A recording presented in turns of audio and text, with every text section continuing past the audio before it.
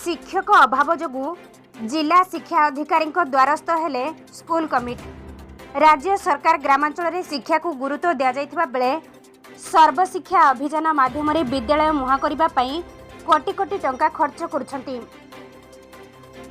किंतु एमिति दुर्बल शिक्षा व्यवस्था देखा मिली नयगढ़ जिला नुआगाँ ब्लॉक अंतर्गत बाहाड़ाझोला पंचायतर माणिकपाटଣା निकटरे थिबा 65 वर्षर पुराणा स्कूल बापूजी सरकारी प्राथमिक विद्यालय।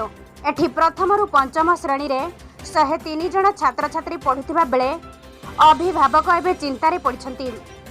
एठी मुख्यतः शिक्षादान ठप, कारण कागज पत्र रे 3 जन शिक्षक थिबा बेले प्रधान शिक्षक देह खराब थिबारु सबुबेले छुट्टी रे अन्य जणे शिक्षक हेउछंती पैरालिसिस रोगी।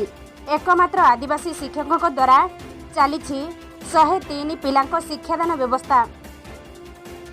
पिलांको भविष्यत एक प्रकार अंधार भितरे गति करुवा बेले अभिभावक मुह फेरैबा देखा मिली। एही घटना को नहीं कमिटी मेंबर माने जिला शिक्षा अधिकारी को लिखित भावे अभियोग करछंती।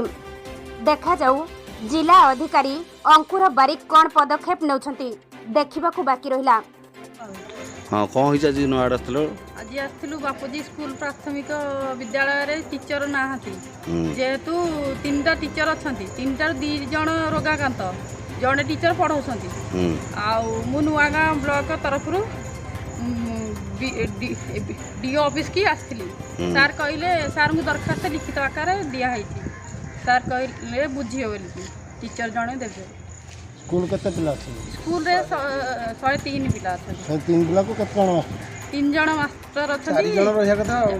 3 जण मास्टर अछंती, 2 जण रोगाकांत। मन जाउना ड्यूटी। सेमानरु जाउना हेती आ जणे पाठ पढाउछंती।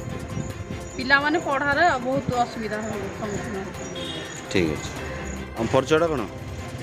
तम नाटा कोन? आज को आस्तल? बापू स्कूल मास्टर नाते कंप्लेन करे आस्तल डीओसी कंप्लेन आस्तल। कोन कहले सार देलो कंप्लेन? दरखास्त दे।